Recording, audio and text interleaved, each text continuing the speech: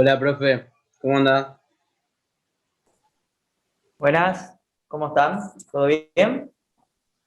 Todo Hola, bien. buenas. Todo bien, ¿vos, profe? Bien, acá andamos. Un Me poco alegro. de frío. Buenos días, profesor. Buenos días, ¿cómo va Esteban? Buenas, ¿Todo profe. bien? Buen día, Hola, profe. profe. Bueno, esperamos un ratito que se conecten, ¿sí? Los compañeros.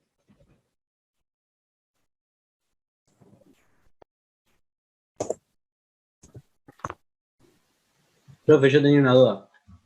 Que te escribí en el WhatsApp, pero cuando te lo pregunto ahora.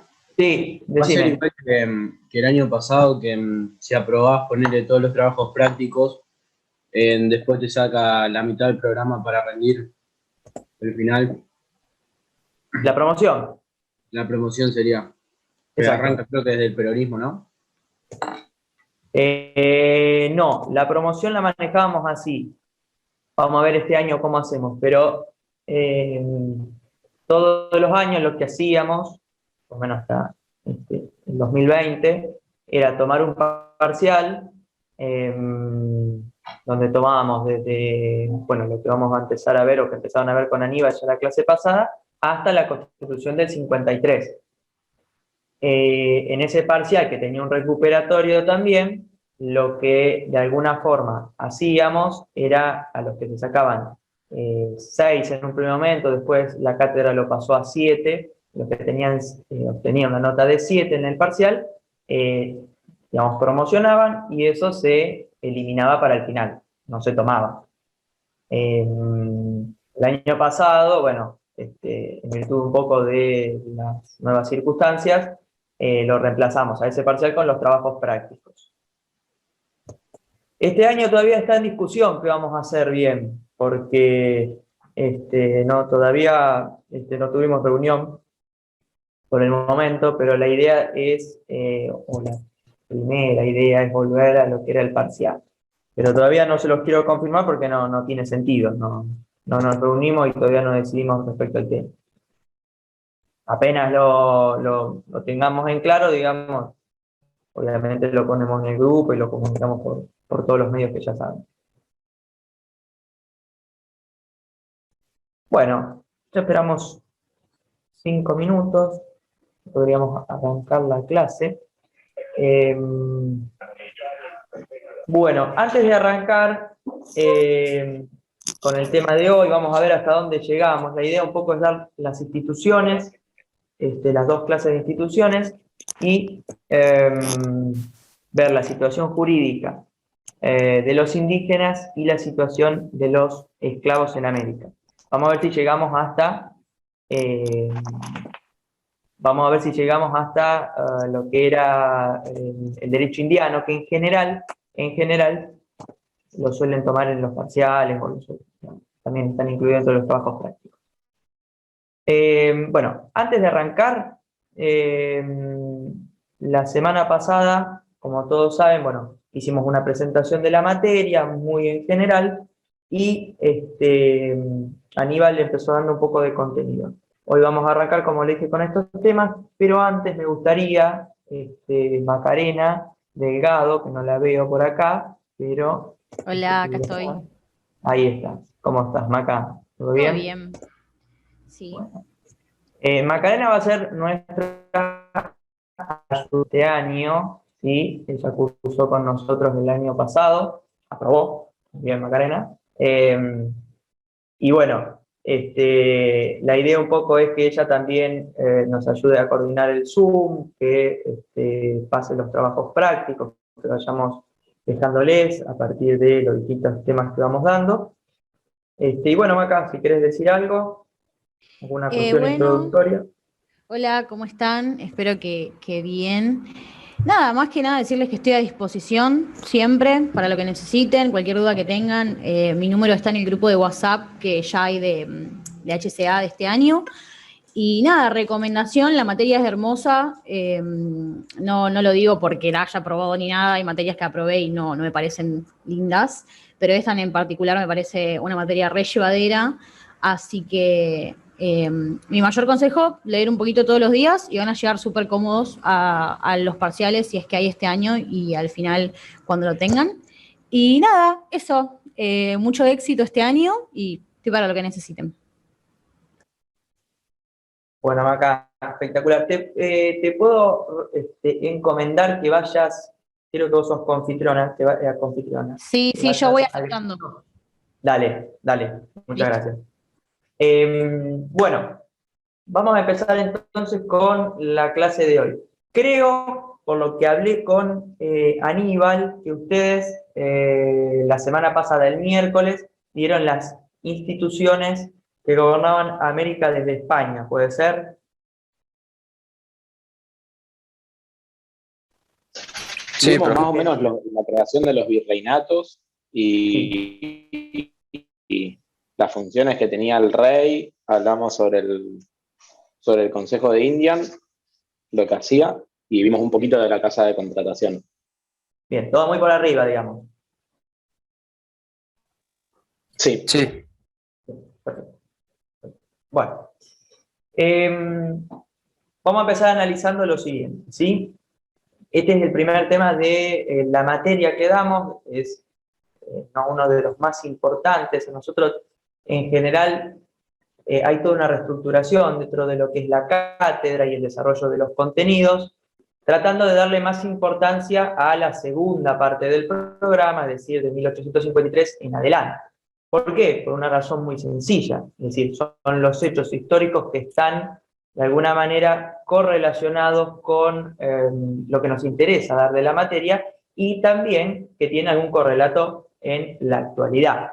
Nosotros esta primera parte del programa es bastante esquemática, es bastante, digamos, rígida, donde, a ver, para hacerles muy claro, lo que es una institución, cómo está compuesta y para qué sirve, no tiene mucho espacio a la imaginación o no tiene mucho espacio para el intercambio de opiniones o de alguna manera, que ustedes puedan de alguna forma devolver a través de lo que nosotros estamos dando en las clases, una opinión formada sobre el tema. Es más esquemático, es más rígido, donde ustedes tienen que saber qué instituciones gobernaban América desde España y cuáles gobernaban América desde América. Pero bueno, lo tenemos que dar y año a año se nos hace un poco pesado, pero vamos a tratar de, ¿sí?, de darlo, o sea, hacerlo lo más llevadero posible. Lo que les pido siempre es que, así como cuando estábamos presencialmente, ahora que estamos de forma virtual, cuando no entiendan algo, cuando no sepan lo que de alguna forma les estoy transmitiendo, ustedes prenden el micrófono y me dicen, no entendí, esta parte no me quedó clara, ¿para qué sirve esta institución? ¿Por qué el virrey es la autoridad máxima en América y no es el rey? Esas cuestiones, que van a ser decisivas, si las entienden ahora, para después poder hacer los trabajos y o rendir el parcial. Bueno, como vieron con Aníbal entonces, digamos, hay dos grupos de instituciones. Por un lado, las que gobernaban América desde España y por el otro, las que gobernaban América desde América. En el primer grupo encontramos tres instituciones básicas que tienen que saber. En orden de importancia en el cargo y de ejercicio del poder, encontramos lo que es el rey, la casa de contratación y el Consejo de Indias. Bien, respecto al primer punto, ¿sí?, respecto al rey, algo muy sencillo que les quiero preguntar antes de introducirnos en el tema es, ¿a quién pertenecía, digamos, las Indias, como se lo conocen, o el territorio americano? ¿De quién era propiedad? De España. Perfecto. En términos generales, de España. Y en forma particular, ¿alguien sabe? Del Reino de Castillas. Muy bien, Pablo. Muy bien. Vamos a ver entonces que el rey de la corona de Castilla era el monarca de Indias. ¿Por qué? Por una razón muy sencilla. Porque éstas le pertenecían a qué. Vamos a ver también, yendo un poco adelante en la historia, que las casas reinantes que gobernaban América hasta 1810 fueron tres: los reyes católicos, los Austrias y los Borbones. En orden cronológico se los dije, pero no es lo único que los diferencia. El paso del tiempo no es lo único que va a diferenciar a estas tres casas reinantes. Lo más importante y lo que en general siempre aparece en los exámenes y tienen que saber es el ejercicio del poder por parte de uno y de otro. Así vamos a encontrar dos formas de ejercer el poder. Por un lado, lo que eran los reyes católicos y los Austrias, y por el otro, lo que era el ejercicio del poder por parte de los Borbones. ¿Sí? Así encontramos dos diferencias claras. Por un lado, con los reyes católicos y con los Austrias, el poder del rey, el poder del monarca, no era absoluto, sino estaba limitado por dos instituciones. El Consejo de Castilla, por un lado, como venimos mencionando, y por el otro, por las Cortes. En cambio, con los Borbones, ¿cómo va a ser el poder del rey? Si de un lado estaba limitado, del otro lado, ¿cómo iba a ser? Absoluto. Perfecto. Una Bien. pregunta, ¿puede ser? Sí, ¿cómo no, Leandro? Entonces, ¿estaban limitados por el Consejo de Castilla y qué otra institución? Y estaba limitado por las Cortes. Gracias. Bien, las Cortes que eran una especie de poder judicial de la época. Bien, entonces, primera diferencia respecto al ejercicio del poder, con los reyes católicos y con los Austrias, el poder del rey no era absoluto. En cambio, con los Borbones, el poder del rey sí era absoluto y no tenía ningún tipo de limitación. Esto encuentra una explicación en la segunda diferencia que les quiero marcar respecto a este ejercicio del poder. ¿Cuál es esta segunda diferencia? Bueno, por el lado de los Austrias vamos a ver que los Austrias gobiernan durante los siglos XVI y XVII, básicamente, y vamos a ver que durante esta etapa los principales teólogos españoles, ¿quiénes son los teólogos? Aquellos hombres que estudiaban la religión. Y así vamos a ver que en esta etapa, en lo que fue, digamos, a lo largo de la Edad Media y también a inicios de la Edad Moderna, el derecho, la política y la religión se entrecruzaban. Eran prácticamente lo mismo. No había ninguna fuente racional para explicar el ejercicio del poder o el origen de la vida y ninguno de los aspectos que hacían al andar cotidiano de los hombres de aquella época. Entonces también la religión jugaba un papel importante. Y así los principales teólogos españoles, en este caso, como Francisco Suárez, Francisco de Vitoria, elaboraron una doctrina sobre el origen del poder. Y acá, atención, porque esto es lo que les preguntamos generalmente en los trabajos y en los exámenes. ¿Por qué? Porque es una pregunta para interpretar. ¿Sí? Vamos a ver que según esta doctrina, que se llama doctrina o teoría de retroversión del poder, lo que trata de dilucidar es de dónde viene el poder. ¿Sí? ¿Hacia quién? Ya sabemos. ¿Hacia quién es? ¿Hacia quién, digamos, quién detenta el poder? Como figura máxima. En España, en este caso. España. El rey. El rey. Entonces, el poder lo detenta el rey. Pero lo que hay que descubrir es de dónde viene ese poder. En las democracias liberales, en las repúblicas, ¿el poder de dónde viene? Del voto ¿Quién popular. le da el Del poder a pueblo. los gobernantes? El pueblo. El pueblo. El pueblo. Perfecto. El pueblo a través del voto, en este caso. En esta época había un correlato con esto que les estoy diciendo en la actualidad. ¿Por qué? Porque según esta teoría vamos a ver que el hombre, impulsado por sus necesidades sociales, establecía que era la comunidad, que era el pueblo el que le otorgaba el poder al rey.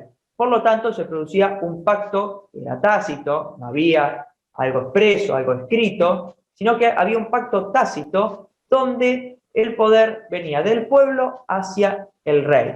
Vamos a ver que este pacto, como les dije, que era tácito, se renovaba con la asunción del nuevo rey, quien tenía una obligación básica que era respetar las leyes, y el pueblo, por su parte, tenía la obligación de guardarle respeto y fidelidad a ese rey. Pero vamos a ver que este pacto no era inexpugnable, es decir, este pacto no era absoluto, sino que este pacto podía romperse y se rompía en dos situaciones. Por un lado, cuando el rey se volvía un tirano. ¿Sí? Esta es la primera causal de ruptura de este pacto de poder que le otorgaba el pueblo a su monarca, a su rey, digamos, de la época. cuando el rey se volvía un tirano y se vivía una situación de tiranía en el ejercicio del poder y en la sociedad. Y por el otro, también este pacto se rompía cuando desaparece el príncipe y este príncipe no tiene sucesores, produciéndose una situación de acefalía. Entonces, tenemos el poder venía del pueblo hacia el rey, y este pacto era tácito, como les dije, se rompía en dos situaciones. Cuando se producía una situación de tiranía, cuando el rey se volvía un tirano, es decir, que desconocía las instituciones de gobierno, y por el otro, cuando ¿sí? desaparece el príncipe y no tiene sucesores. Ahora, como les dije, esto era con los reyes católicos y con los Austrias.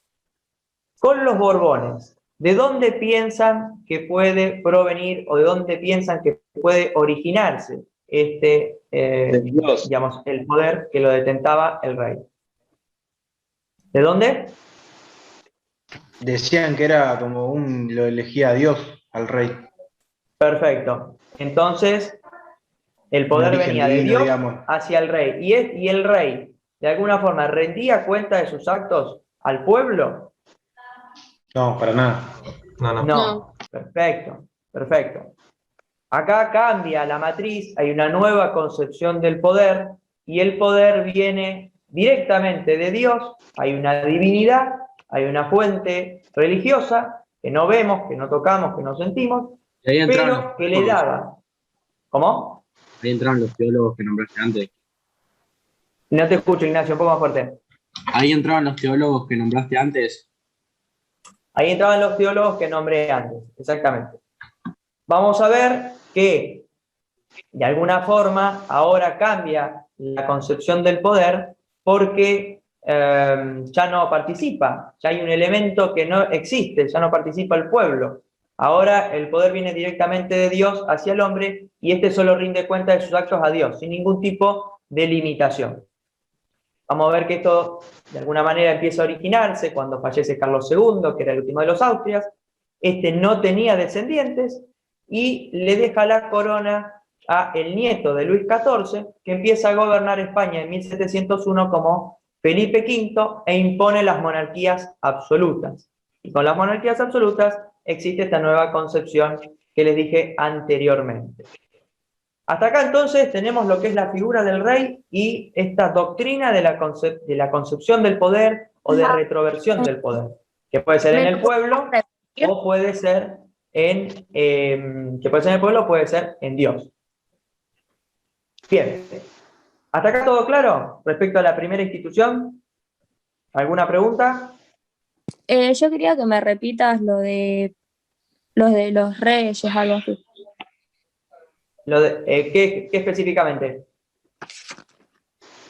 ¿Quién quedó después de los Austria? De la parte de los Austria cuando murió el rey, algo así, no entendí muy bien. Cuando desaparece físicamente, cuando muere Carlos II, que fue el último de los Austrias, vamos a ver que como no tenía descendientes, le deja la corona como sucesor de su reino en España a el nieto de Luis XIV, que era el rey de Francia en esa época, y este va a empezar a gobernar España como lo hacía su abuelo en Francia, imponiendo las monarquías absolutas. ¿Sí? Una consulta. Y con Felipe V aparecen los Borbones y aparecen, como les dije, las monarquías. Sí. Cuando no había sucesor, ¿el rey era el que, digamos, decía quién iba a ser el sucesor? No, el poder, con los Austrias no. Con los Austrias volvía el poder al pueblo y el pueblo era quien decidía, a partir de esta, digamos, traslación del poder que estaba representado en las distintas instituciones, como el Consejo de Castilla, con las Cortes, pero en definitiva el poder volvía al pueblo, que no ocurría con los Borbones, volvía directamente a Dios, ¿sí? Entonces era una descendencia directa, era el rey iba a ser el hijo de Luis XIV, el nieto de Luis XIV, y así se fueron, digamos, estableciendo las monarquías absolutas que no tenían ningún tipo de limitación, ningún tipo de consulta al pueblo, ¿sí? Sí, gracias. Profe, una Profe, pregunta. disculpe. Sí. ¿Por qué en habla? el siglo XVI y XVII, cuando estaban los Austrias, decíamos que el derecho, la política y la religión estaban entrecruzadas? Porque era, digamos, a ver, hay distintos, tendríamos que hacer una explicación un poco más profunda. Pero en la época, digamos, hay una búsqueda sobre las formas de conocimiento, ¿sí? Cómo el hombre conoce. Y durante lo que fue tanto la antigüedad clásica como la Edad Media, esta forma de conocimiento estaba directamente relacionada con la religión. No existía ningún tipo de verificación de los hechos científicamente, ¿sí? No existía o se desacreditaba el método universal que hoy conocemos como método empírico, según el cual vos conocés solo a través de la experiencia. Ejemplo, vos tenés un encendedor y sabés que te vas a quemar, no porque conozcas la teoría calórica de los cuerpos de Thomson, sino porque alguna vez pasaste el dedo arriba del fuego y te quemaste. Entonces la próxima vez no lo vas a hacer. Este método estaba desacreditado en esa época y se relacionaba directamente con la religión. Todo tenía una explicación divina. El poder venía directamente de Dios, de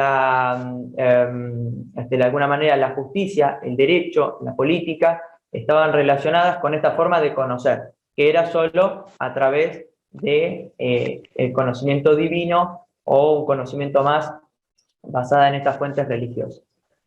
¿Sí? Perfecto.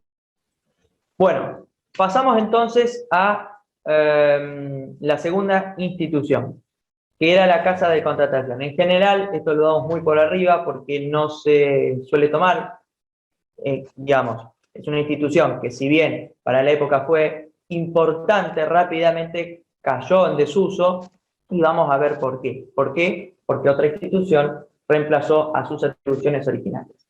Bien, respecto a lo que es la casa de contratación, tienen que saber básicamente lo siguiente. Fue fundada en 1503 y tenía 3 miembros: un tesorero, un factor y un contador. Era básicamente una casa que se encargaba de las cuestiones económicas de la época. Así, entre las principales funciones que tienen que tener en cuenta, vamos a ver que la casa de contratación controlaba la entrada y salida de los bienes reales, la entrada y salida de los bienes del rey. ¿Me quería decir algo, Belén? Sí, si puede repetir otra vez lo que dijo recién, que estaba formada por 3. Está formada por 3 miembros, un tesorero, un contador y un factor. ¿Por qué? Porque, bueno, esta institución de alguna forma lo que hace es llevar adelante las cuestiones económicas de, digamos, de las instituciones de la época. Se encargaba de la economía fundamentalmente. Bien, como les dije, controlaba la entrada y salida de los bienes reales, registraba los despachos que el rey enviaba a las autoridades residentes en América, realizaba trabajos náuticos. Y vamos a ver también que de alguna forma esta institución, como ya les mencioné, empieza a decaer en sus atribuciones con una nueva institución que las mencionó en la clase pasada Aníbal, y que ¿cuál era? El Consejo Supremo de Indias. El Consejo de Indias. Exactamente. Vamos a ver que la casa de contratación con el Consejo de Indias ya creado, de alguna forma empieza a perder poder, empieza a perder importancia, porque las atribuciones que ostentaba pasaron a depender del Consejo de Indias, y la casa de contratación finalmente fue trasladada a Cádiz en 1790 y va a desaparecer en ese mismo año, a finales del siglo XVII. Pasamos ahora sí a la institución que también aparece en los exámenes. En general, aparece. En la época en la época presencial teníamos distintos temas, y lo que solía aparecer en un tema era el Consejo de Indias y en otro el Cabildo, es decir, una institución de cada una digamos, de forma territorial, hablando de forma territorial, solía aparecer un tipo de institución de cada clase. Bien, como le dije entonces, para completar este esquema, respecto a las instituciones que gobernaban América desde España, encontramos el Consejo de Indias. ¿Qué era el Consejo de Indias? Bueno, yéndonos un poquito más atrás, vamos a ver que el Consejo Real de Castilla, como les dije, asesoraba al rey en cuestiones administrativas relativas a Indias después del descubrimiento de América, ¿sí? Sin embargo, en 1519, dentro del Consejo Real de Castilla, se creó una junta que se ocupaba de las cuestiones relativas a Indias y que comenzó a llamarse Consejo de Indias. En 1524, esta junta se independizó en forma definitiva y así pasó a la historia como Consejo Supremo de Indias. En toda institución lo que vamos a analizar son los miembros y las funciones, ¿sí? ¿Cómo estaba compuesto este Consejo de Indias? Por un presidente, por un número de consejeros, por un fiscal, por 2 secretarios y por otros funcionarios de menor importancia que completaban el esquema institucional del Consejo de Indias. Entonces, ¿cómo estaba compuesto? Un presidente, un número de consejeros, que podrían ser entre 5 y 19, un fiscal, 2 secretarios y otros funcionarios menos importantes. Pero lo más importante que tienen que saber del Consejo de Indias son sus funciones. ¿A qué se dedicaba el Consejo de Indias? Y así, como toda institución de importancia de la época, vamos a ver que tenía 5 funciones bien definidas. Por un lado, de asesoramiento, por el otro de gobierno, de justicia, de guerra y de hacienda. Vamos a ver que estas funciones en general están, digamos, divididas, pero no hay una división clásica del poder como vemos hoy en día, donde tenemos un parlamento, un congreso que sanciona y legisla, un poder judicial que se encarga de aplicar esas leyes y el poder ejecutivo que justamente las ejecuta, las pone en práctica. Hoy hay una división. Que den asesoramiento. Sí, de asesoramiento.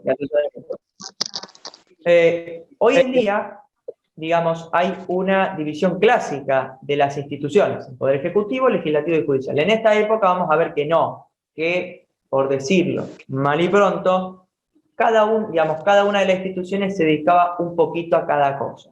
Y esto lo vamos a empezar a ver con el Consejo de Indias. El Consejo de Indias, como les dije, tenía 5 funciones definidas de asesoramiento, de gobierno, de justicia, de guerra y de hacienda, para que lo anoten. Respecto a las funciones de asesoramiento, hay que aclarar lo siguiente, y esto lo tienen que tener en cuenta. El rey resolvía, era el poder ejecutivo, el rey resolvía, pero no se permitía hacerlo sin el debido conocimiento del tema que le daba el consejo, ¿sí? Esa era la función esencial del Consejo de Indias, asesorar al rey. ¿Sí? Obviamente siempre hablando de las cuestiones relativas a Indias, a América. Respecto a las funciones de gobierno, por nombrar algunas, el Consejo de Indias se encargaba de la preparación de la legislación para Indias, ¿sí? Las leyes que se sancionaban y que se iban a aplicar en América.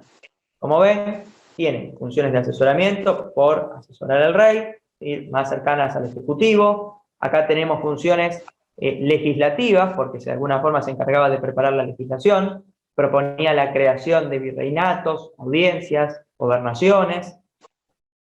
También estaba a cargo del Consejo de Indias el archivo de la correspondencia oficial entre América y la metrópoli, es decir, las cartas que se enviaban desde España hacia América, o viceversa, entre las distintas instituciones. En esa época no existía el WhatsApp, no existía Zoom, no existía el Meet, no existía nada de todo esto, y la forma de comunicarse era mediante cartas que se enviaban a través de los barcos. Entonces, de alguna forma, el archivo, la recopilación de toda esta correspondencia estaba a cargo del Consejo de Indias, que era otra de las atribuciones de gobierno que tenía. Y por otra parte, algo que vamos a ver, no creo que hoy, pero sí la próxima clase, también el Consejo de Indias se encargó de recopilar las leyes de Indias. Bien, en tercer lugar dijimos que este Consejo de Indias también tenía atribuciones judiciales, tenía funciones de justicia. Y vamos a ver que el Consejo de Indias supervisaba la actividad de los tribunales judiciales en Indias e intervenía en dos clases de juicios. Por un lado, los juicios de residencia, ¿sí? Y por el otro, los juicios de visita. Para distinguirlos entre uno y otro, hay que aclarar lo siguiente. Los juicios de residencia se realizaban contra los funcionarios públicos de jerarquía, al finalizar el mandato. No en cualquier momento.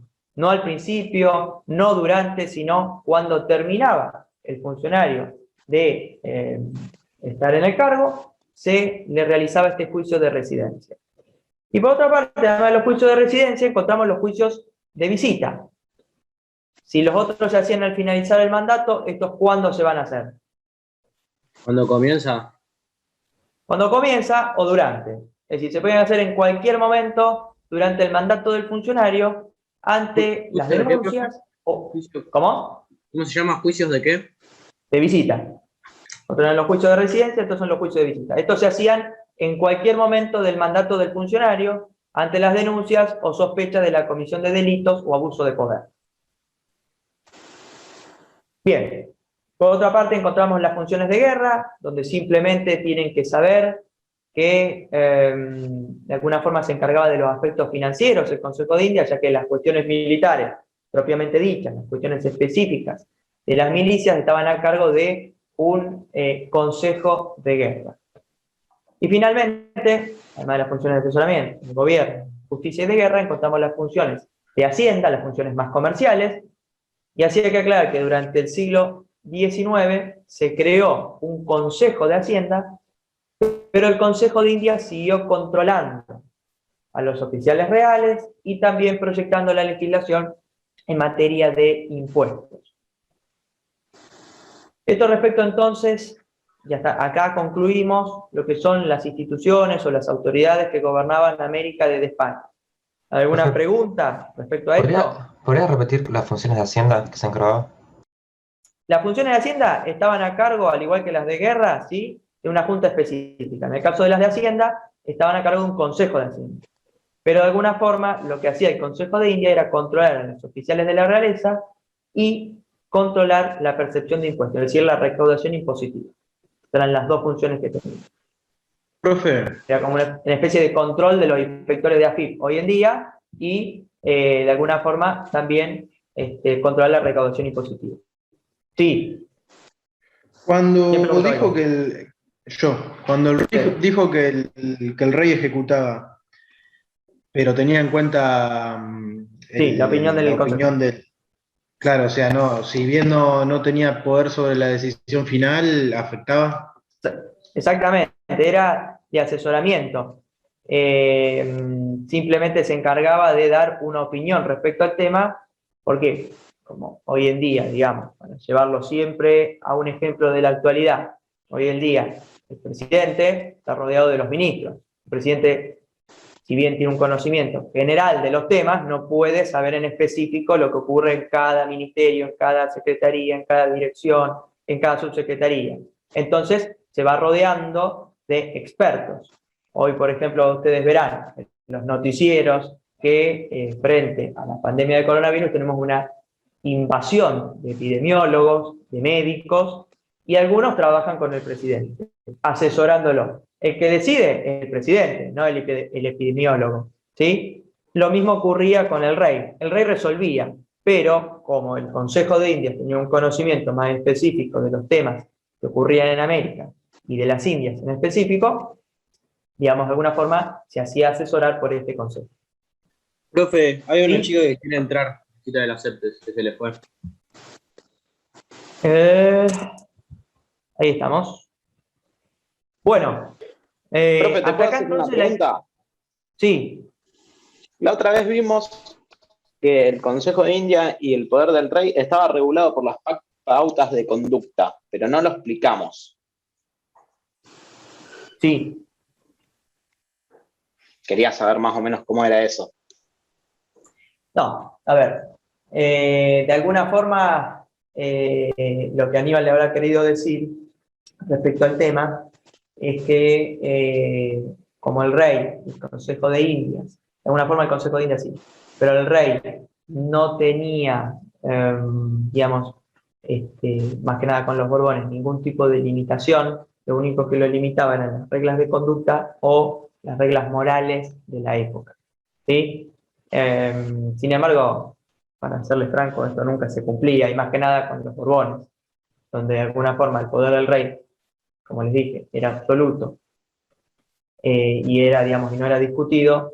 Entonces las reglas de conducta que sí existían, o las reglas morales de la época que sí existían con los Austrias y con los reyes católicos, en este caso, o lo que estamos viendo ahora en específico, no se llevan a la práctica. Bueno, pasamos además de analizar lo que son entonces las instituciones, estas tres instituciones que gobernaban América desde España, las instituciones que gobernaban América desde América. ¿Alguno sabe de qué se trata? ¿Las podría nombrar o no? ¿Alguna? Supongo que el virrey. Bien, esa es una. El cabildo, ¿no? El cabildo, bien. ¿Una más? El adelantado. Bien. Y por último, nos quedan dos.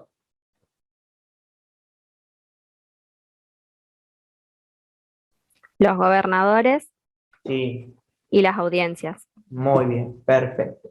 Perfecto. O leyeron o lo están leyendo ahora. Pero, muy bien. Bien. Volviendo y relacionándolo con el tema que vimos hasta ahora, es decir, con las otras instituciones, estas instituciones que se crearon luego de las otras, ¿cuándo cuentan con mayor autonomía y cuándo cuentan con menor autonomía?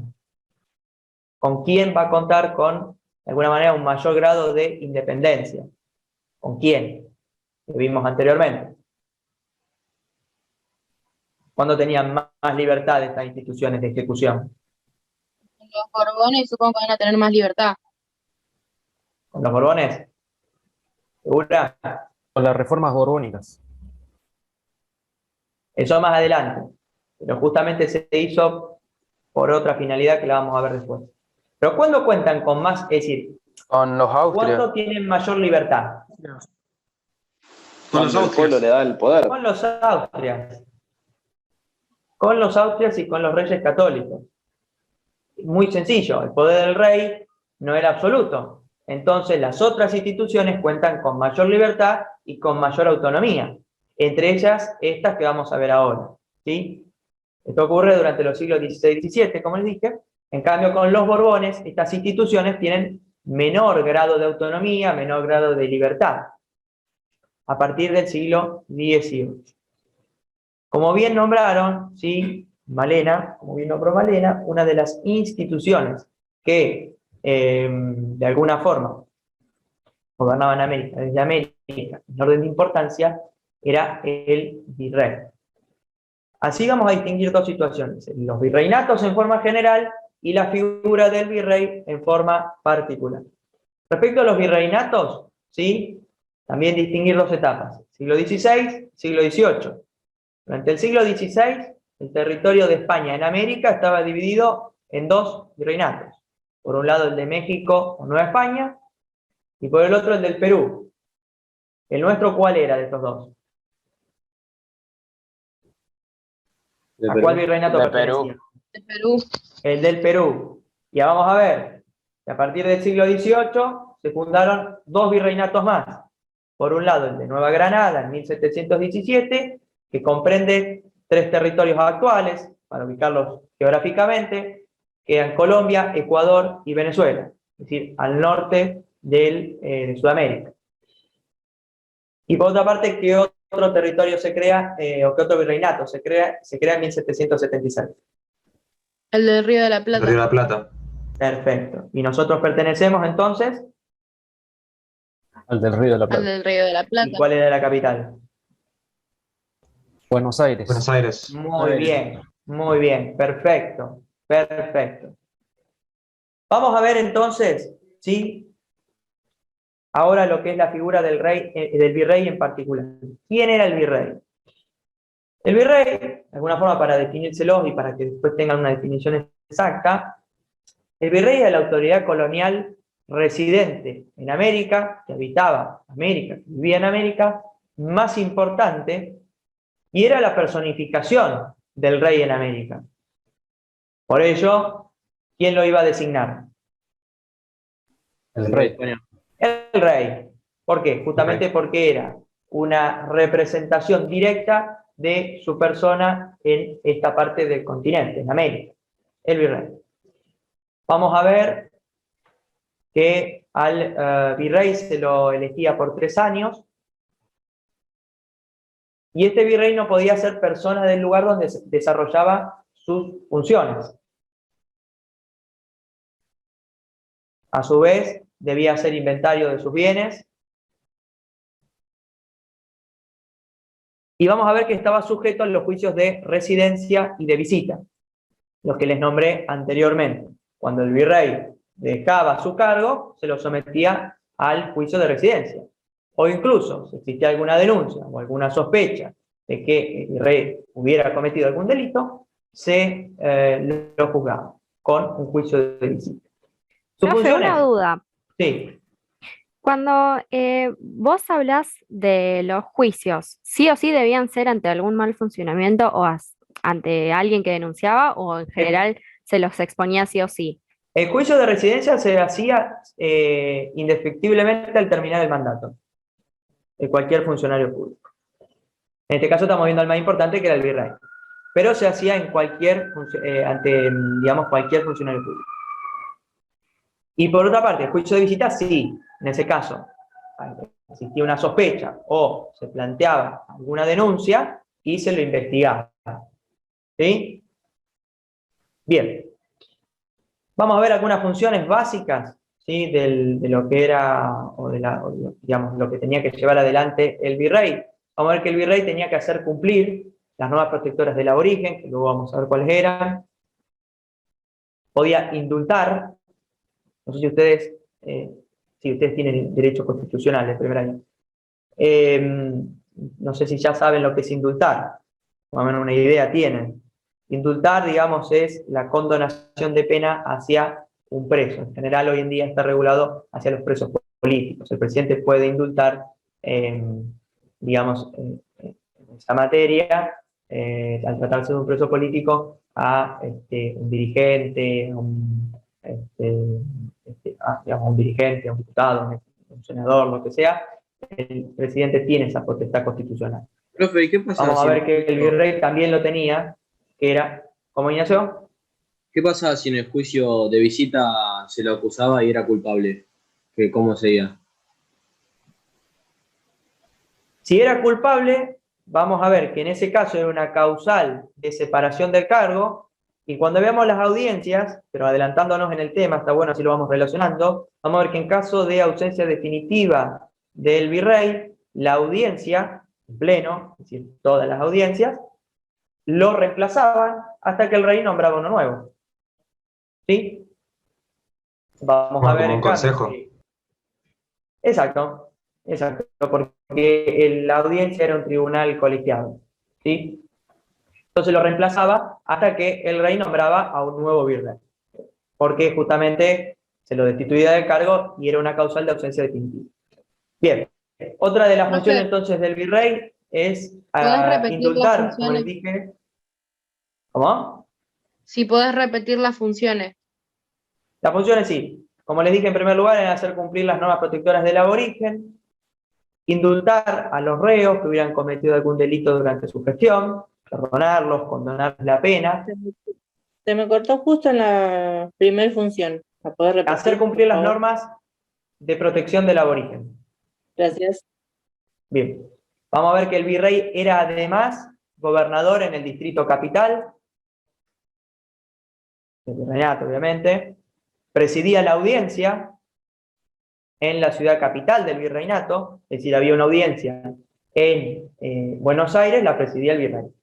¿Sí? Había una audiencia en Lima, la presidía el virrey, porque eran capital del virreinato. Bien, y también vamos a ver que el virrey de alguna forma resolvía cuestiones de competencia entre jueces y supervisaba la actividad de los tribunales de justicia ¿sí? Con la obligación de informar al rey sobre el desempeño de estos tribunales. Hasta acá todo claro respecto al virrey, entonces, cómo funcionaba, ¿sí? Los virreinatos que existían, los que se crearon luego. Perfecto. Otra de las figuras, como bien dijeron, era el adelantado.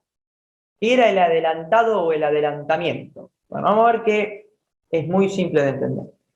El adelantamiento era un título de jerarquía, era de carácter vitalicio, es decir, duraba siempre, y se lo podía transmitir a un heredero.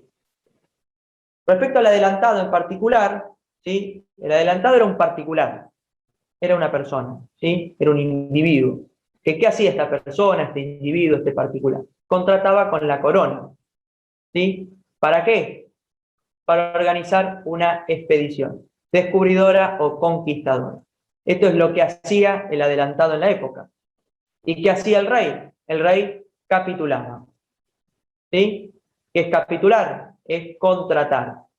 Vamos a ver que en ese contrato se comprometía la licencia que el rey le daba al adelantado con derechos y con obligaciones. Era básicamente un viajante, ¿sí? Que recorría el mundo en busca de nuevas tierras. Vamos a ver entonces que dentro de las obligaciones que tenía este adelantado, en primer lugar era el buen tratamiento del aborigen. En segundo lugar, siempre relacionado con la cuestión religiosa, también tenía la obligación de convertirlo al catolicismo. Y por último, también tenía la obligación de fundar nuevos territorios. Los derechos eran más bien relacionados con la cuestión económico-comercial. El adelantado no hacía esto por gusto o porque le gustara subirse a un barco y recorrer el mundo, sino que lo hacía justamente para obtener recursos económicos.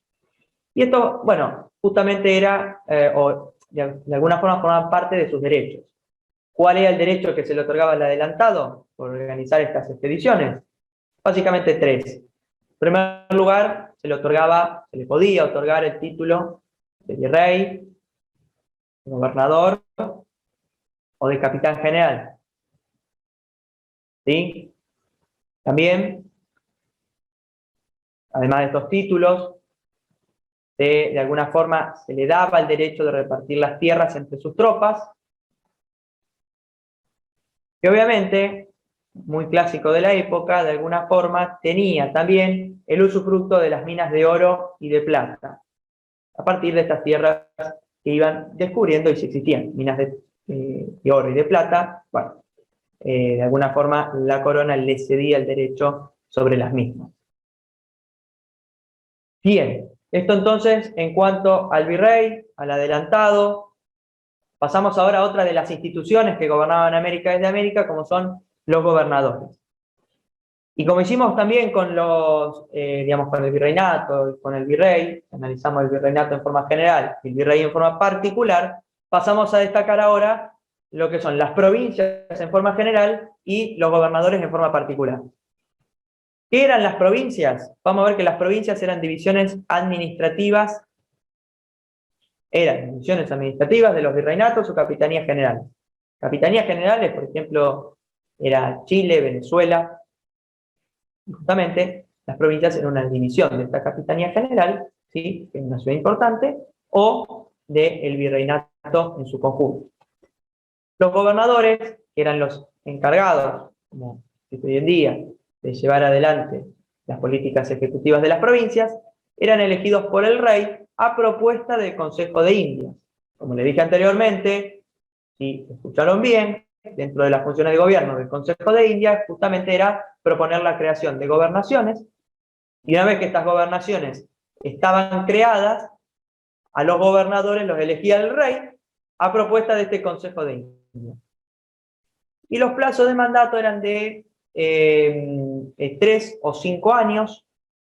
Vamos a ver que el gobernador debía hacer también inventario de sus bienes, es decir, declarar lo que tenía, y ofrecía fianza por su responsabilidad. A su vez, ¿cuáles eran las prohibiciones que tenía el gobernador? Vamos a ver que al gobernador se le prohibía comerciar, no podía ejercer actividades de comercio. no podían nombrar parientes en cargos públicos. Hoy en día no gobernaría ninguno. Pero para la época no podían nombrar parientes en cargos públicos. Y para casarse necesitaban la autorización del rey. Todo esto dentro de lo que eran las atribuciones del gobernador. Y en cuanto a lo que son las funciones específicas, nuevamente, esto es lo más importante que tienen que tener en cuenta y que siempre les pregunta también en los exámenes. Siempre les preguntan las funciones, ¿sí? Saber para qué estaba cada institución. Y vamos a ver que los gobernadores tenían 4 atribuciones bien definidas. Las mismas, para que ustedes de alguna forma lo estudien de alguna manera esquemática, eran las mismas que el Consejo de Indias, ¿sí? Nada más que el gobernador no asesoraba. Por lo tanto, las funciones que tenía eran de gobierno, de justicia, de guerra y de hacienda. Siempre entremezcladas las funciones. No había una división clásica, como les dije. Por lo tanto, vamos a ver que el gobernador, en primer lugar, tenía funciones de gobierno. ¿Y qué tenía que hacer el gobernador? El gobernador tenía que hacer cumplir, al igual que lo hacía el virrey dentro del virreinato, el gobernador tenía que hacer cumplir dentro de su distrito las disposiciones legales y también podía legislar. Es decir, podía crear leyes cuando se planteaba un caso que no encuadraba en la legislación vigente. Es decir, aparecía un caso nuevo, en esa época no tenía legislación, no se había sancionado una ley al respecto, el gobernador legislaba, creaba leyes. Vamos a ver también que el gobernador era el responsable del mantenimiento del orden público y de velar por la realización de la obra pública. Esas son, de alguna forma, funciones bien específicas ejecutivas del gobernador. ¿Sí? Bien. Esto respecto a las funciones de gobierno, las funciones de justicia, como ya saben, si había una audiencia dentro de su distrito, la presidía el gobernador y además era competente para fallar en pleitos, en juicios civiles y penales. Respecto a las funciones de guerra, el gobernador era la máxima autoridad militar dentro de su distrito, pero siempre subordinada al virrey. Y por último, respecto a las funciones de Hacienda, básicamente lo que tienen que saber en cuenta es que el gobernador controlaba la percepción de los impuestos que se recaudaban en su distrito. Bien, ¿alguna duda hasta acá? Con el adelantado, con el gobernador. ¿Todo bien? Sí, profe, todo bien. ¿Sí? Bien, perfecto. Dejamos para el final las 2 instituciones más importantes dentro de lo que es este esquema de instituciones que gobernaban América desde América, o autoridades que gobernaban América desde América, como son las audiencias, por un lado, y el cabildo por el otro. Como ya dijeron algunos, ¿qué eran las audiencias? Lo dijeron recién.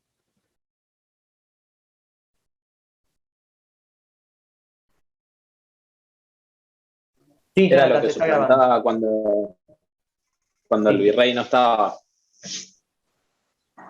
Sí, eso se dedicaba, era una de las atribuciones que la vamos a ver luego de las audiencias. Pero esencialmente, ¿de qué se encargaban? Los gobernadores, como saben, se encargaban de administrar las provincias. El virrey se encargaba de administrar el virreinato. Las audiencias, ¿cuál era la función específica de las audiencias? ¿Sí saben? ¿Debatir? No, debatir justamente no. Estar como más en las ciudades. Existían en las ciudades, sí, pero también existían en los virreinatos y también existían en las gobernaciones. Las audiencias estaban en cada uno de los territorios de las ciudades más importantes. ¿Por ¿Puede qué? ser legislar? Legislar, no, justamente. Administrar la ley y la justicia. Administrar la justicia. Por ahí vamos. Por ahí vamos. Justamente, como bien dijeron, las audiencias estaban en las ciudades. También estaban en los virreinatos, también estaban en las gobernaciones. ¿Por qué? Porque administraban justicia. Es decir, eran el poder judicial de la época las audiencias. era el tribunal de justicia más importante en América. Generalmente, los juicios se iniciaban en América y terminaban en América. Por lo tanto, las audiencias eran las encargadas de resolverlo. Vamos a ver por qué vino. Pero lo que tienen que saber es que las audiencias eran un tribunal judicial y era el más importante de la época. Los conflictos se iniciaban en América y terminaban en América. En forma excepcional, se podía apelar ante el Consejo de India. El Consejo de India ya no estaba en América, ya estaba en España, pero eso de forma excepcional. En general, la audiencia era la que terminaba resolviendo las cuestiones jurídicas. Ellos se encargaban del juicio de residencia y de visita. Ellos se encargaban de los juicios de residencia y visita, exactamente. Pero vamos a ver de qué forma se encargaban las audiencias, ¿sí? Esto es muy importante que lo sepan. Para definirlo en primer lugar, entonces, como bien dijimos antes, y bien dijeron ustedes, las audiencias eran tribunales, eran organismos colegiados, que representaban al rey en forma directa, y sus miembros se llamaban oidores. Vamos a ver que los oidores eran nombrados por el rey, de forma directa, ¿sí? Y eran elegidos de por vida. También por voluntad del rey podían ser reemplazados y debían ser graduados en jurisprudencia y en el estudio de la sentencia. Pasamos ahora a lo que son las funciones de las audiencias. Ya vimos lo que eran y cómo estaban compuestas. Respecto a las funciones de las audiencias, tienen que tener en cuenta que eran básicamente dos: consultivas y de gobierno, por un lado, y la más importante, de justicia por el otro. ¿Sí? Los miembros se llamaban oidores. Ulises, así. ¿De oído? Oidores. ¿Cómo es la segunda, profe? Oidores. ¿Por qué? Porque justamente escuchaban el debate y resolvían. Oidores. Bien. Justicia por el otro.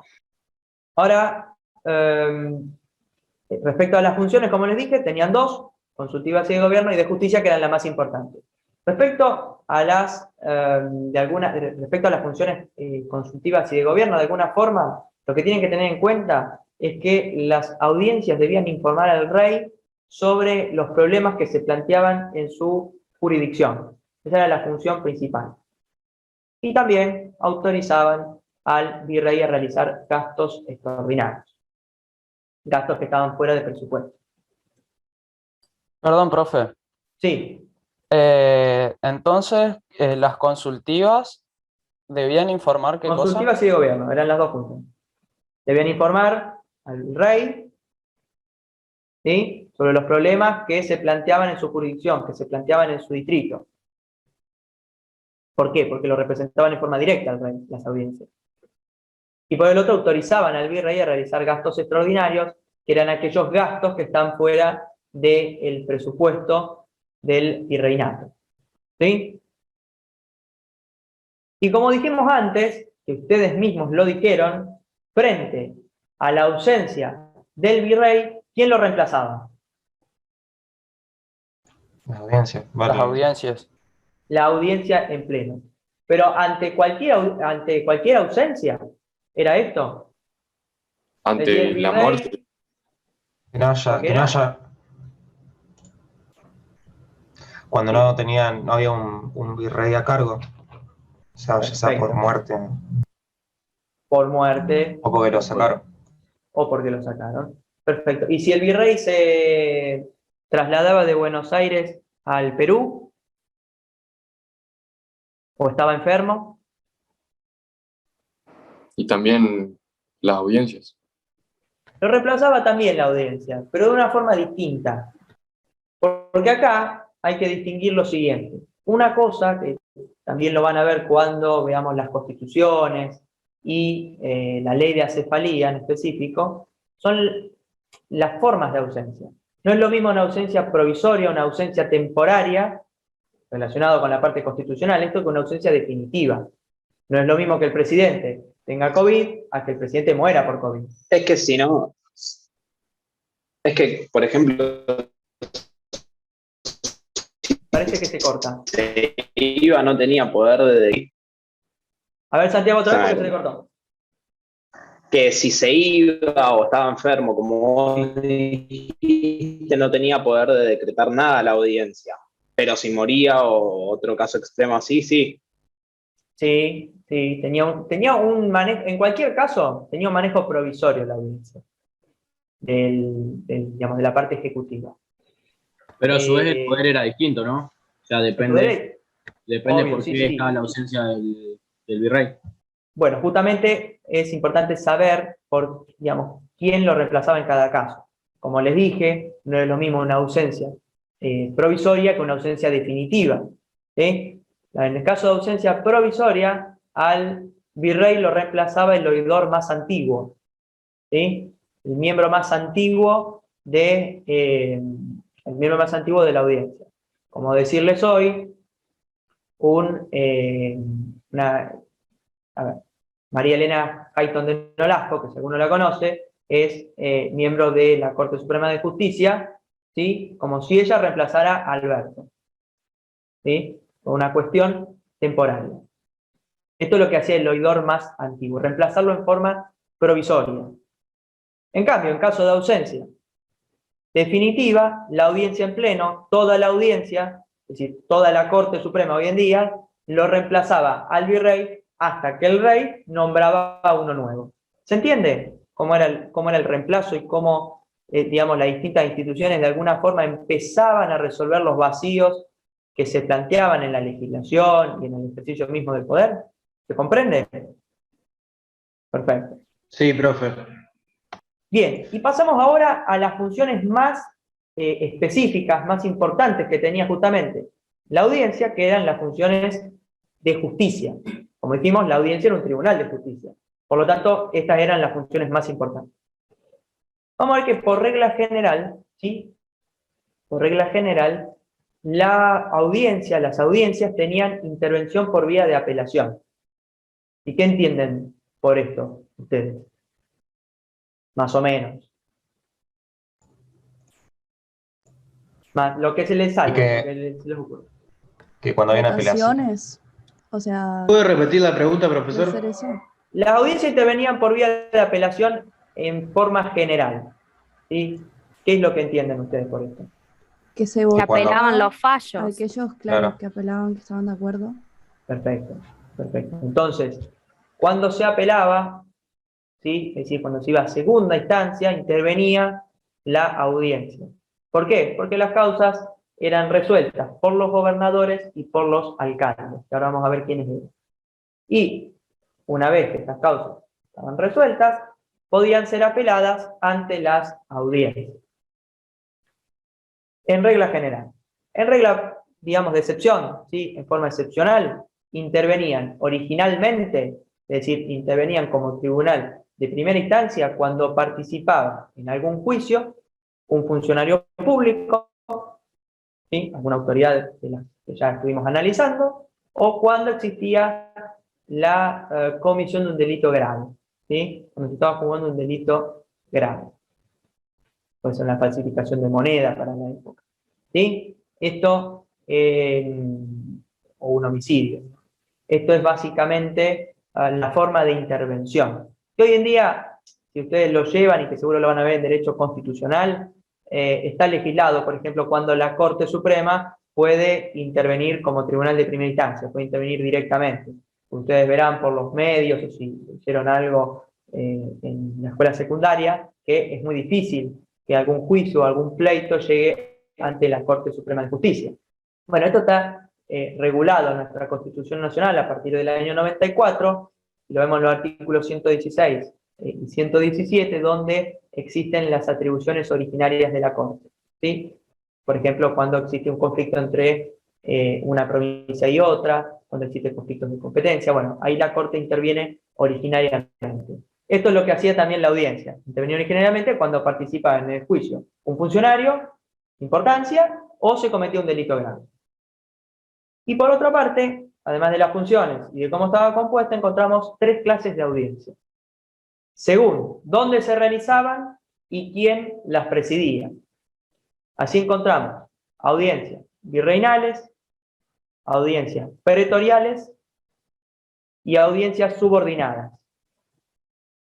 Como el nombre mismo lo indica, ¿quiénes estaban a cargo de las audiencias virreinales? El virrey. El virrey. Eran presididas por el virrey. ¿Y dónde funcionaban?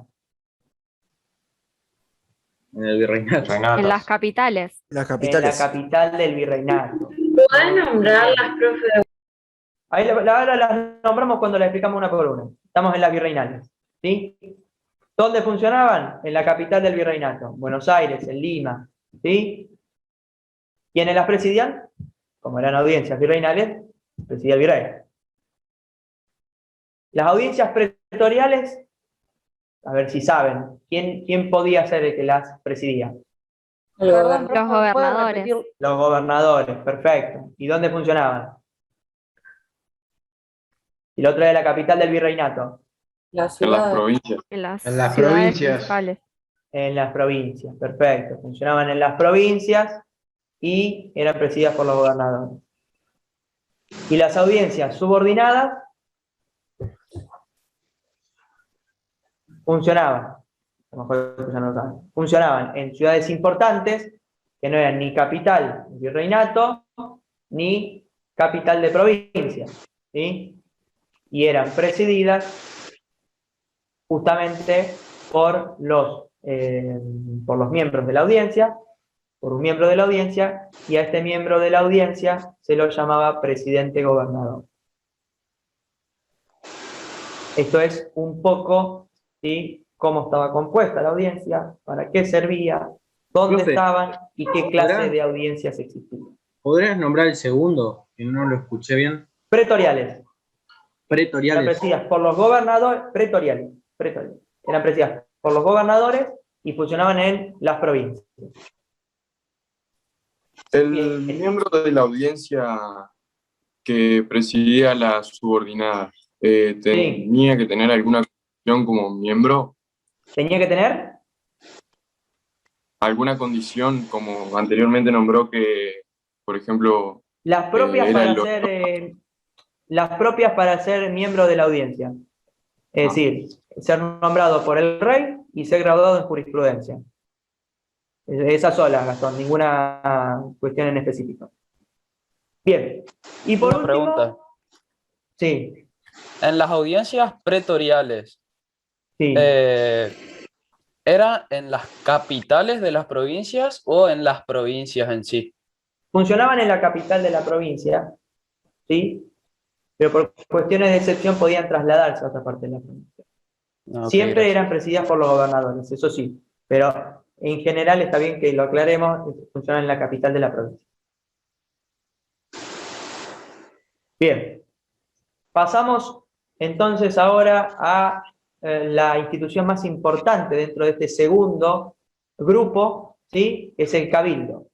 El cabildo siempre está en los exámenes, siempre. Es decir, no hay forma de que pasan los años, pasan las comisiones, pero siempre es una pregunta que siempre está en los parciales, por lo menos, siempre está. Así que vamos a tratar de explicarlo bien y vamos a tratar de que ustedes lo entiendan bien. ¿Sí? ¿Qué era el cabildo? ¿Sí? Bueno, el cabildo, como primera medida, era una de las instituciones que se encontraban en América. Era la más clásica y una de las últimas en irse, ¿sí?, de este periodo colonial. Vamos a ver que a pesar de haber pasado 1810 y de haber sufrido distintas modificaciones, el cabildo siguió estando hasta que desaparece durante la década del año 20. Bien, pasamos entonces a destacar qué era el cabildo. El cabildo era un cuerpo colegiado, es decir, no había una sola persona a cargo del cabildo. Era un cuerpo colegiado que esencialmente tenía el gobierno de la ciudad a su cargo y también a sus alrededores hasta 100 kilómetros, ¿sí? Bien, vamos a ver que el cabildo estaba compuesto por tres funcionarios, tres clases de funcionarios. Como dijimos anteriormente, cuando analizamos las audiencias, las causas eran resueltas por los gobernadores, dijimos, ¿y por quién más? Por las audiencias. por los dijimos que las causas eran resueltas en primer término por los gobernadores y por quién más. Pues podían ser Por las apeladas. audiencias. Podían ser apeladas ante la audiencia. Pero las resolvía el gobernador primero, y si no, ¿quién? El rey, profe. Justamente, ¿eh? El rey. No. El Consejo de India. No, más abajo que los gobernadores. Los Abajo de los funcionarios. gobernadores. Un ¿quién está? integrante más antiguo. Los oyentes. Hagamos un paralelo con la actualidad. Vamos a probar con esto. Los El funcionarios. presidente de la audiencia. No, tenemos gobernador. En la actualidad, ¿qué ¿El tenemos? alcalde? En cada provincia. ¿Qué tenemos en cada provincia? Un gobernador. Intendente. Un intendente. Tenemos intendente. En las ciudades tenemos intendentes. En esta época se llamaban alcaldes, ¿sí? Y así tenemos como parte de los cabildos que estaban en las ciudades a los alcaldes ordinarios de primer y segundo voto. ¿Sí? ¿Cómo eran elegidos estos alcaldes? Bueno, eran elegidos por los cabildantes salientes. Estamos en el cabildo, Belén, estamos hablando del cabildo. Eran elegidos por los cabildantes salientes. Por los que se iban, eran elegidos. ¿Sí? Bien, vamos a ver, como ya estuvimos viendo, que presidían las audiencias cuando no estaba presente el gobernador. Y estos alcaldes, en definitiva, eran jueces de primera instancia en materia civil y penal. ¿Ven? Como les dije recién, estos alcaldes se encargaban de resolver las causas en primera instancia. Sea civil, ¿Puedo repetir, profe? sea Perdón. penal. Sí. Lo último Sí. que dijiste. ¿Podrías repetirlo? No, que eran jueces de primera instancia en materia civil y penal. ¿Sí? Ellos resolvían las causas cuando les llegaban en materia penal la denuncia o en materia civil la demanda. ¿Sí? Ellos eran los que resolvían en primera instancia. Después se apelaba ante la audiencia, si no se estaba de acuerdo, y en forma excepcional se apelaba ante el Consejo de Indias. ¿Qué se requería para ser alcalde? Bueno, para ser alcalde se requería solo saber leer y escribir, no se requería ser abogado, no se necesitaba el título de abogado, pero sí se necesitaba la condición de vecino, que vamos a ver quiénes eran los vecinos cuando analicemos quiénes integraban el cabildo. Esto respecto a los alcaldes ordinarios de primer y segundo voto. Otro de los funcionarios que integraban el cabildo eran los regidores. ¿Quiénes eran los regidores? Eran los funcionarios naturales del cabildo y se ocupaban de la administración de la ciudad. Pero vamos a ver, cuando analicemos algunas funciones, cuáles eran justamente las propias de los regidores. Y también existían otros funcionarios, ¿sí? Diversa clase de funcionarios, de menor importancia, como por ejemplo, acá hay una cantidad muy grande, pero yo les nombro tres que son los más clásicos, que lo tienen que tener en cuenta para el examen. ¿Sí? El alférez real, que representaba al rey en todos los actos, alférez real. Bien, ¿eh?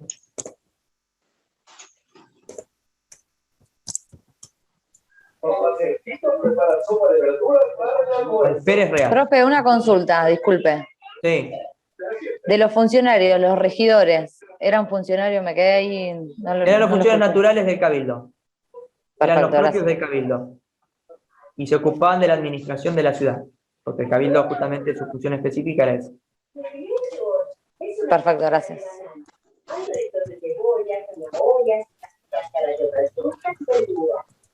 Esos tres que les puse ahí en el chat son los tres funcionarios que en general tienen que nombrar en un examen, en un trabajo práctico. El alférez real se encargaba, como les dije, de representar al rey en todos los actos oficiales. El alguacil mayor, como el nombre lo indica, era el jefe de policía de la ciudad. Y el fiel ejecutor tenía una función bastante particular, que era el encargado de medir, ¿sí?, lo que, digamos, o llevaba un control de las unidades de peso, ¿sí? Y las unidades de medida que se usaban en las casas de comercio, ¿sí? Básicamente controlaban las balanzas de las casas de comercio. Era la función del fiel ejecutivo. Es lo que piden en los exámenes. Así que, en general, nombrando esos 3 funcionarios especiales de Cabildo van a estar bien. Bien.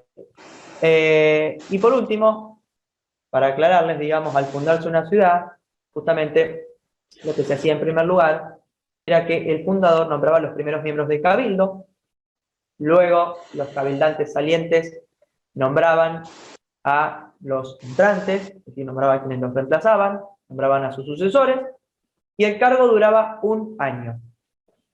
Ahora, ¿quién ocupaba estos cargos dentro del Cabildo?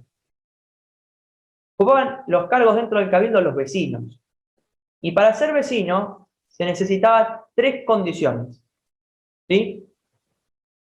En esta época no había posibilidad de que las mujeres integraran la administración de la ciudad, integraran el Cabildo, sino que para ser vecino se requería la condición de hombre, ¿sí? De hombre español o criollo, peninsular o criollo, vivir en forma permanente en la ciudad, y una tercera condición, además de estas 2 que le mencioné, que es que para adquirir la condición de vecino, estas personas, estos hombres, debían estar casados y con casa propia. Es decir, debían tener bienes a su nombre. No cualquiera podía ser vecino. No cualquiera podía adquirir la condición de vecino e integrar el Cabildo. Respecto a las funciones, ¿sí? Vamos a ver que, como les dije, el Cabildo se ocupaba de la administración de la ciudad, administraba la justicia a través de los alcaldes ordinarios de primer y segundo voto, como ya vimos, velaban por el abasto de la ciudad, es decir, que existieran los productos de primera necesidad, que era una función específica de los regidores. También controlaban precios y salarios. Y por último, cuidaban la salud pública a través del cuidado de los hospitales y de las cárceles. ¿Sí? Cuidaban la higiene y la salud tanto en los hospitales como en las cárceles de la época. Ahora, esta gran cantidad de funciones, ¿sí?, exigía que los cabildos tuvieran ¿qué? Para llevar adelante esta gran cantidad de funciones. ¿Qué tenían que tener los cabildos? Mucha gente trabajando. ¿Qué cosa? Tener muchos funcionarios trabajando. Bueno, pero además de eso, para tener muchos funcionarios, ¿qué se necesita? Tener poder. Recursos. Dinero. Presupuesto. Exactamente, se necesita plata. Si no, no podían hacer ninguna de estas funciones que les nombré. No podían controlar precios, no podían cuidar las cárceles, no podían cuidar los hospitales, no podían administrar justicia, porque se necesitaban recursos técnicos y humanos para llevar adelante estas funciones. Entonces los cabildos necesitaban básicamente plata, ¿sí? Y estos recursos económicos se dividían en propios y arbitrios. Propios, ¿sí?, provenían de los bienes que tenía el propio cabildo. Los bienes que tenía el propio cabildo. Es decir, Profe, perdón que te corto acá, pero sí, más o menos quiero que empieces desde cabildo porque vengo perdida con lo anterior. Que empieces desde cabildo. Desde cabildo, dejamos, o sea, empezamos a explicar. Sí, sí, ahí. Pará, porque ya estamos por terminar, 5 y 10 tenemos que cortar. Si querés, cualquier cosa después me preguntás, yo te mando algo de resumido, ¿sí? De la primera parte de cabildo. ¿Sí? Está grabada la clase igual. Sí, se sube a la nube. Bueno, como dijimos, se dividían recursos propios y arbitrios. Propios, ya les dije de dónde provenían, es decir, provenían de los bienes que tenía el propio cabildo, y podía ser, por ejemplo, los alquileres de una casa. En cambio, los arbitrios eran los impuestos, ¿sí? Los impuestos propiamente dichos que pagaban los ciudadanos o los habitantes de una ciudad. Bien, y por último, la clasificación, que también siempre suele aparecer en los exámenes, ¿sí? Encontramos una clasificación bien clásica de los cabildos en cabildos cerrados y abiertos. Cabildo cerrado es el propio cabildo que sesiona con sus funcionarios, ¿sí? Con los funcionarios nada más. Y a su vez se divide en ordinarios y en extraordinarios según los temas que traten. El cabildo cerrado ordinario se reunía en los días prefijados para tratar asuntos de mero trámite, para tratar asuntos diarios de todos los días, es decir, nada urgente, nada grave. Y dentro de los extraordinarios encontramos que estos cabildos, y esta clase de cabildos, esta clasificación, ¿por qué se reunían? Bueno, se reunían para tratar temas de suma urgencia. Y además de los cabildos cerrados, ¿Puedes repetir otra vez esa parte? los cabildos extraordinarios. Ordinario y extraordinario. Ordinarios se reunían en los días que ya estaban fijados, con un orden del día, para tratar asuntos que, para tratar los asuntos que se habían convocado al efecto, ¿sí? No existían cuestiones ni de urgencia ni de gravedad. En cambio, en los cabildos cerrados extraordinarios sí se reunían para tratar temas de urgencia, ¿sí? Como su propio nombre lo indica, eran extraordinarios. Bien, y por otra parte, además de los cabildos abiertos, de los cabildos cerrados, encontramos los cabildos abiertos. En los cabildos abiertos, lo que diferencia uno de otro es quienes participaban. Como les dije, en el cabildo cerrado participaban solo los funcionarios. En cambio, en los cabildos abiertos, además de los funcionarios específicos, participaban los vecinos, las autoridades eclesiásticas, es decir, los curas, los militares y los civiles, las autoridades civiles, y se convocaban para tratar temas de extrema urgencia o de extrema gravedad. Por ejemplo, un cabildo histórico, ¿sí? Un ejemplo de cabildo abierto que a veces les piden también, es el cabildo abierto del 22 de mayo, donde participan los vecinos y estas autoridades que les nombré, y se discute si, de alguna manera, si se iba a llevar adelante la Revolución de Mayo, cómo se iba a llevar adelante, si estaba de acuerdo en destituir al virrey o no. Ese es un ejemplo, el cabildo abierto del 22 de mayo. Bien, y por último, tenemos, ¿sí?, para analizar en estos 5 minutos que nos quedan, la situación jurídica de los indígenas.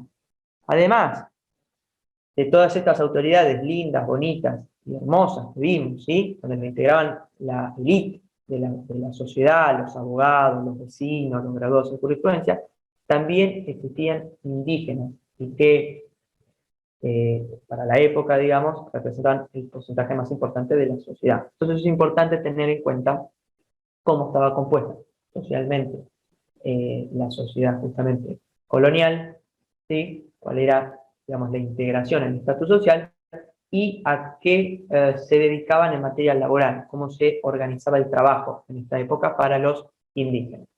Rápidamente vamos a decir que la sociedad colonial estaba dividida o fue dividida u organizada sobre una jerarquización, ¿sí?, teniendo como base la riqueza y la pureza racial. Con el color de piel, digamos, se tenía mayores posibilidades de progresar o se trabajaba la tierra, como vamos a ver a través de las instituciones laborales de la época. Vamos a ver que los sometidos por los conquistadores, es decir, los indígenas, fueron convertidos en vasallos de la corona, ¿sí?, y como tales debían pagar tributos, debían pagar impuestos al monarca. Y para pagar esos impuestos, obviamente, estos indígenas fueron utilizados como mano de obra barata, como mano de obra descartable.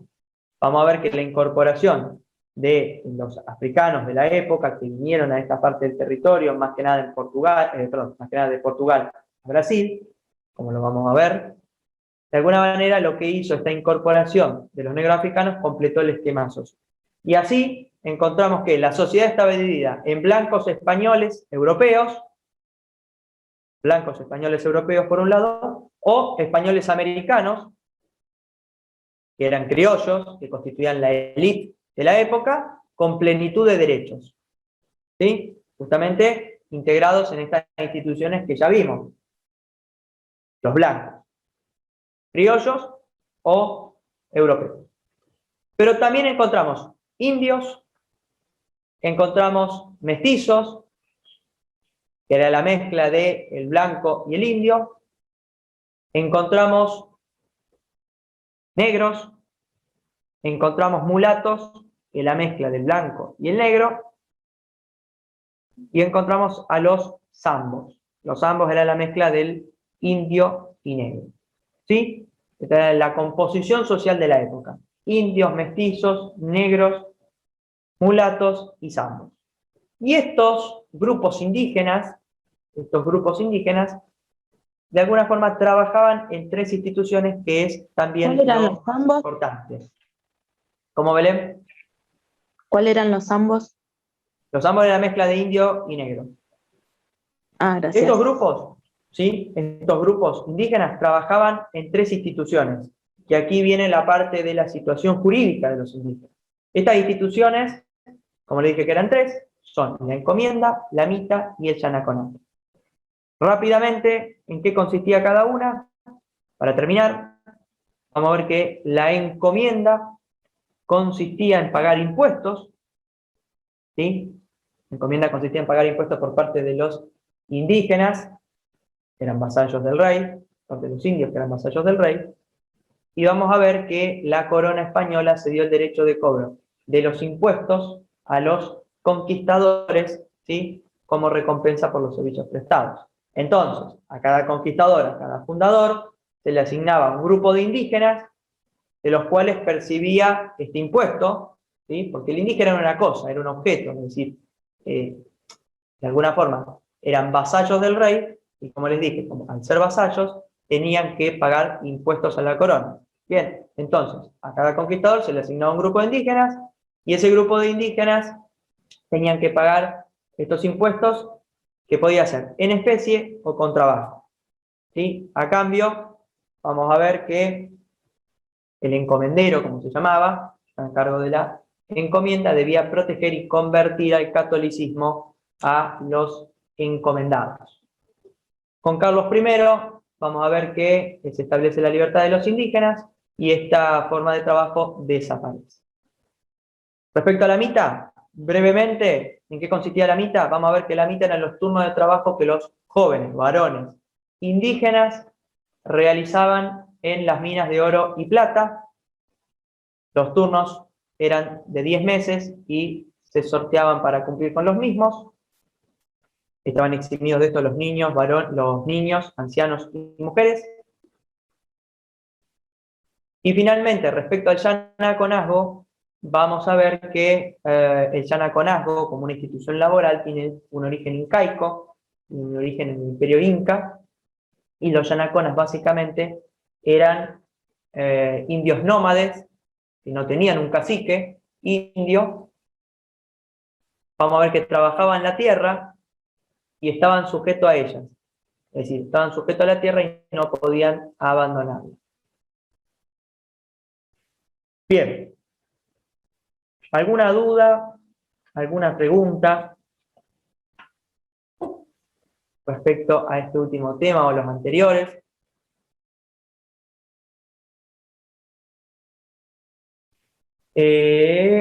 Mira, para la próxima clase, Juliana, para la próxima clase, creo, el doctor Agostini les va a dar derecho indiano y las reformas borbónicas, es lo más probable. Lo más probable. ¿Alguno tiene alguna otra duda o pregunta?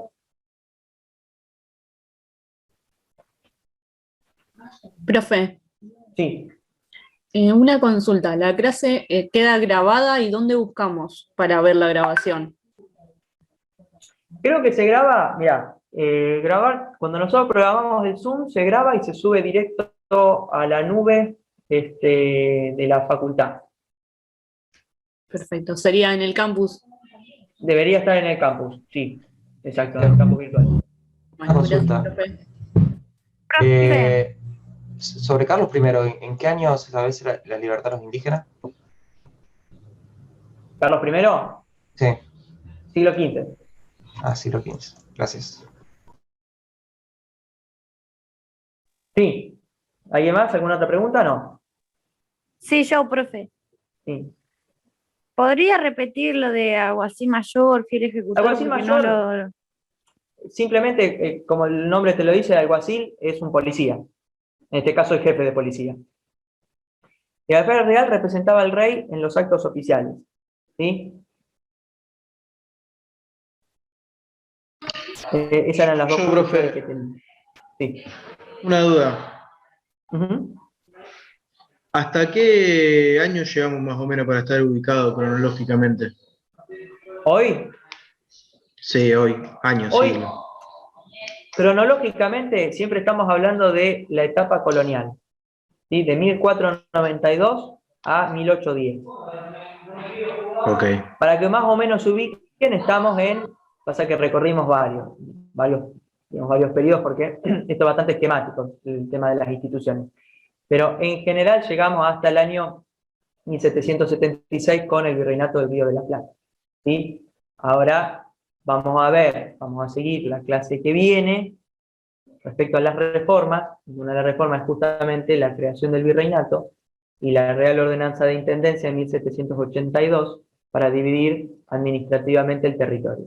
Eso es lo que seguramente van a ver con Aníbal la clase que viene, y vamos a ir avanzando lentamente hasta llegar a 1810 y terminar la etapa colonial. ¿Sí? Pero más o menos por ahí. Bueno, profe, muchas gracias. No, por favor. ¿Alguna otra No, duda, profe. consulta? No, perfecto. Bueno, espero que hayan Yo sí entendido. quería saber las provincias que eran. Eran Porque queda las ahí. divisiones de índole administrativa de los virreinatos o de las capitanías generales. Perdón, divisiones. Eran las divisiones administrativas y territoriales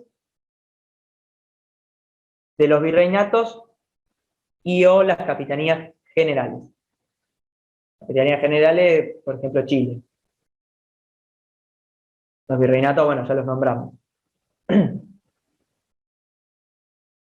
Bien. ¿Alguna otra duda? Consulta. Sé que es un tema bastante denso, digamos. Profe, yo te quiero preguntar, no te lo iba a preguntar, pero bueno, ya fue. ¿Me podés decir las últimas dos instituciones de los indígenas? Que no las anoté porque no entendía cómo se llamaban, no te había escuchado bien. Una era Micas y la otra no sé.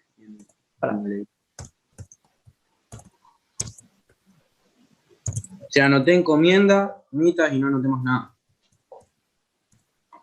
Así. Como está en el chat. Así lo copias bien. Bien. Como le dije, es un tema bastante denso, ¿sí? Un tema bastante rígido. Pero bueno, tratamos de hacerlo lo más llevadero posible. Tratar de relacionarlo con la actualidad y con otras materias que van cursando correlativamente con esta, para que de alguna forma puedan entender lo que ocurría en esa época, o cómo se entendía, digamos, la división del poder de esa época, y un poco llevarlo a la actualidad para que lo puedan de alguna forma comprender y bajar. Profe, Espero que se haya entendido.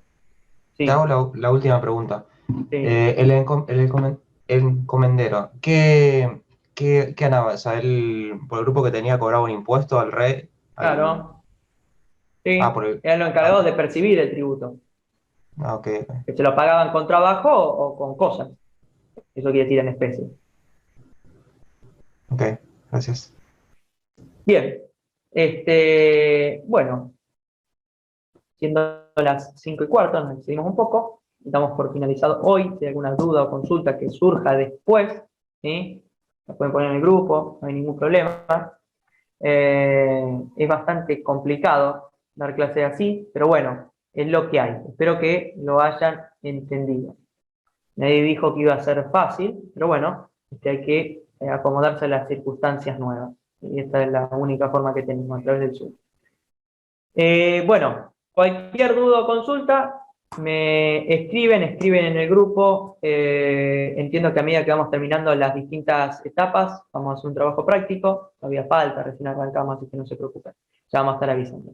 Así que bueno, nos vemos el próximo lunes conmigo y con Aníbal el miércoles. Así que bueno, que tengan una linda semana. Gracias. Nos estamos viendo. Hasta luego. Gracias, No, profe, profe. no, Chao. profe. Chao a todos. Gracias, chao. Muchas gracias, profe. Hasta luego. Chao, profe.